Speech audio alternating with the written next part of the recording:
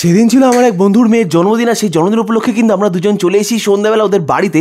আর আজকে কিন্তু ঠান্ডা অনেকটাই কম ছিল, বাড়িতে এসেই দেখছি ওপর থেকে একটা খুব সুন্দর গন্ধ বেরোচ্ছিল, তাই কারোর সাথে দেখা না করে সোজা চলে এসেছি খাবার জায়গায়।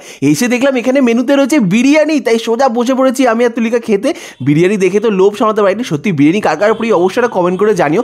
আমি তো প্রথমে ভেবেছিলাম আলু বিরিয়ানি, কেন শুধু আলু বিরিয়ানি দিয়ে চার তো কিছু দিচ্ছে না। তারপর দেখি পিছনে চিকেনও রয়েছে, কত কিছু রয়েছে। আমি যা যা ভেবেছিলাম তার থেকে অনেক বেশি কিছু রয়েছে। আচ্ছা, রাত্রিবেলা বিরিয়ানি না সাদা ভাত কোনটা তোমাদের বেশি প্রিয় অবশ্যই একটা কমেন্ট করে জানিও। আমার তো বিরিয়ানিও ভালো লাগে, সাদা ভাতও ভালো লাগে, যা যখন হয় সেটাই খেয়ে নিই। কি মজা দেখতে, কত বড় বড় চিকেনের টুকরোগুলো ছিল দেখো। আর দেওয়ার সঙ্গে সঙ্গে তুলিকার আমি খাওয়া শুরু করে দিয়েছি, এদিকে স্যালাডও পড়ে গেছে। আর তুলিকা খেয়ে বলছে নাকি দারুণ লাগছে, এরকম জন্মদিন বাড়িতে এসে বিরিয়ানি, আহা কি মজা। তার সাথে ছিল চিকেন চাপও, মানে একদিকে চিকেন বিরিয়ানি আর একদিকে চিকেন চাপ, চারদিকে তো চিকেন হয়ে গেছে একদম। তুলিকা তো সুন্দর করে খেয়ে আছে। আর কিছুদিন আগেই না তুলিকা বাড়িতেও চিকেন বিরিয়ানি বানিয়েছিল, যেটাও কিন্তু খেতে অসাধারণ হয়েছিল। এখানকার খেয়ে দেখলাম এটাও বেশ ভালো লাগছে, দোকানের থেকে তো অনেক ভালো। পরে যখন জানতে পারলাম এটা বাড়িতে বানানো চিকেন বিরিয়ানি আর বাড়িতে বানানো চিকেন চাপ, সেটা কিন্তু অসাধারণ লেগেছে, মানে এত ভালো লেগেছে যে আমি তো আনলিমিটেড খেয়েই যাচ্ছি। ওদিকে বলছি ভাই আমি যত যাবো তত দিবি তো আমাকে, বলছে হ্যাঁ। আর তুলিকা ওখান থেকে আমাকে চোখ দেখাচ্ছে, বলছে না বেশি খাবে না, তুমি মোটা হয়ে গেছো। আমার ওজন নাকি 100 কেজি পার হয়ে গেছে। তার বলে কি আমি খাবো না, বলো খাওয়া ছেড়ে দেবো। এবার আমি বসে পড়ে দেখছো চিকেনের লেগ পিসটা পড়ে গেছে, এত ছোটো লেগ পিস, এত ছোটো চিকেন ছিল নাকি, যাই হোক সুন্দর ছিল।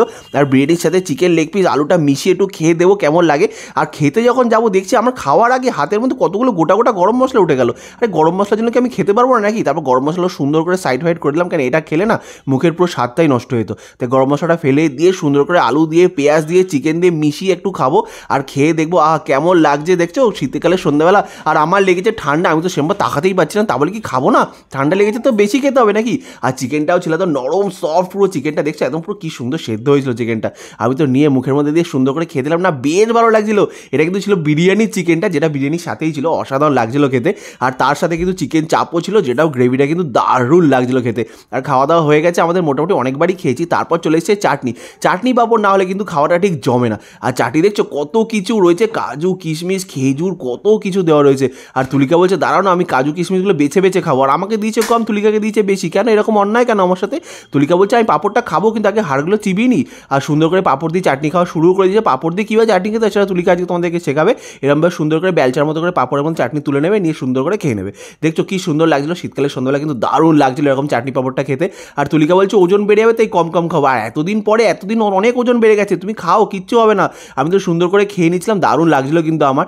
যদি আমি ঠান্ডায় সেরকম তাকাতে পারছিলাম, নাক দিয়ে জল পড়ছিল, কিন্তু খাওয়া কমানো অনেক, একদম খাওয়া কিন্তু চলতেই থাকবে, খাওয়া বন্ধ করা যাবে না। যেহেতু জন্মদিন ছিল তাই জন্য কিন্তু চলে এসেছে পায়েসটা কিন্তু ছিল সব থেকে সেরা, দারুণ হয়েছিল খেতে। এত সুন্দর পায়েস বাড়িতে কিন্তু আমার মায়ের হাতে পায়েস হেভি সুন্দর লাগে, আমার খুব ভালো লাগে। এখানেও কিন্তু পায়েসটা দারুণ ছিল। জন্মদিন বাড়ি থেকে পায়েস খাবো না তাকে হতে পারে বলো? তার সাথে কিন্তু অনেক রকম মিষ্টিও ছিল, যার মধ্যে প্রথমেই ছিল একটা সন্দেশ, আর তার সাথে কিন্তু ছিল আরও একটা লাল রঙের মিষ্টি। এদের সন্দেশটা গুড়ের সন্দেশ ছিল, যেটা কিন্তু খেতে দারুণ ছিল। আর তার সাথে মিষ্টিও ছিল। অনেক দিন পরে কিন্তু কোনো জন্মদিন বাড়িতে গিয়ে এত সুন্দর খাওয়া দাওয়া করলাম, পেট তো ভরে গেছে কিন্তু উঠতে ইচ্ছা করছে না, মনে হচ্ছে আরও কত কিছু কি আসবে, সব কিছু খেতে হবে নাকি।